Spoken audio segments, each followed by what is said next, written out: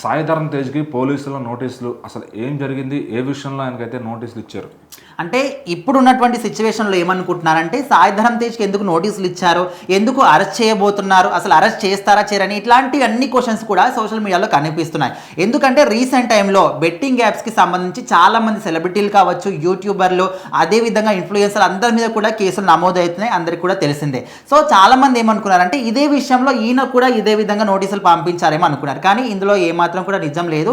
ఇది గాంజా శంకర్ అనే ఒక సినిమాకు సంబంధించి అప్పట్లో సాయి ధరమ్ తేజ్ ఈ సినిమా చేయబోతున్నాడు అందరూ కూడా తెలిసిందే. ఫస్ట్ లుక్ ని కూడా రిలీజ్ చేశారు.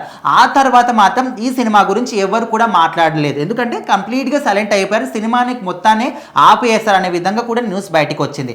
ఈ విషయాన్ని రీసెంట్ గానే ఆ సినిమాకి సంబంధించిన డైరెక్టరే బయటకు వచ్చి చెప్పడం జరిగింది. ఎందుకు ఆపేశాము ఎందుకని అంటే ఈ సినిమా పేరు విన్న తర్వాత పోలీసుల నుంచి ఇటు డైరెక్టర్ కానీ హీరోకి కూడా నోటీసులు రావడం జరిగిందంట. కాకపోతే ఆ నోటీసులు ఎందుకు వచ్చాయి?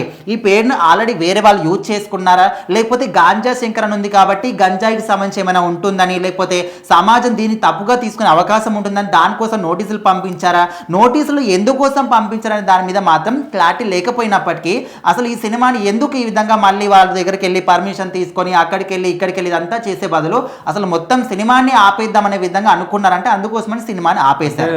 గాంజా అనే పేరు మాత్రం తొలగించి వేరేది ఏదన్నా మీకు శంకరన్ పెట్టుకోండి లేదంటే ఇంకేదన్నా పెట్టుకోమని చెప్పడం వల్ల సో అలా మారిస్తే కథ మొత్తం మారిపోతుందని డైరెక్టర్ గారు అన్నారు. అదే ఎందుకంటే ఇప్పుడు వాళ్ళు ఈ కథ మొత్తాన్ని రాసుకున్న తర్వాత ఆ కథకు తగ్గట్టుగా ఈ గాంజా శంకర్ అనే ఒక పేరుని టైటిల్ని మాత్రం మేము ఎంచుకున్నాము.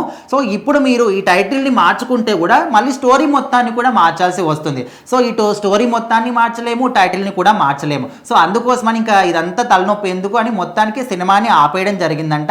ఇంకా మరి దాని గురించే ఇప్పుడు చాలా మంది కూడా మాట్లాడుకుంటున్నారు. ఎందుకంటే సాయి ధరమ్ తేజ్ ఇప్పుడు ఇంకొక సినిమా కూడా చేయబోతున్నాడని మరి చాలా మంది ప్రేక్షకులు అప్పట్లో మీరు గాంజా శంకర్ అని సినిమా చెప్పారు కదా, ఫస్ట్ లుక్ కూడా వచ్చింది కదా, మరి దాని గురించి ఎందుకు ఎలాంటి అప్డేట్ లేదు, ఎందుకు ఆపేశారని చాలా మంది అడుగుతుంటే ఆయన ఒక విషయాన్ని మాత్రం క్లారిటీగా చెప్పాడు. కాకపోతే పోలీసులు నోటీసులు ఎందుకు ఇచ్చారనే విషయం మీద మాత్రం ఇంకా క్లారిటీ అయితే లేదు. అటు డైరెక్టర్ కానీ ఎవరు కూడా బయటికి చెప్పలేదు.